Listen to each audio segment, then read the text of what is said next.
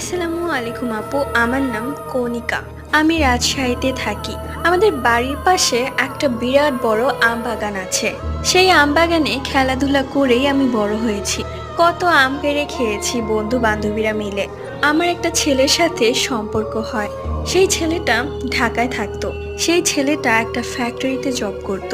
রাতে কাজ থেকে বাসায় গিয়ে আমার বয়ফ্রেন্ড আমাকে কল করতো, কিন্তু আমিও বাসার মানুষজনদের জন্য কথা বলতে পারতাম না। তাই আমি রাতে প্রায় প্রায় সেই আমবাগানে গিয়ে তার সাথে কথা বলতাম। একদিন আমি আমবাগানে গিয়ে কথা বলছিলাম। রাত তখন 12টা 50। এত রাত হয়ে গেছে সেটা আমার মাথায় ছিল না। যাই হোক, কথা বলতে বলতে সেই দিকে আমার খেয়াল ছিল না। একটু পরে আমার চোখ যায় আম গাছের উঁচু একটি ডালায়। দেখি সাদা কাপড় পরে কেউ একজন বসে পা দুলোচ্ছে আর হাসছে। সেটা যে মানুষ নয় সেটা আমার বুঝতে বেশি দেরি লাগেনি। এরপর আমি সেখান থেকে দৌড়ে বাসা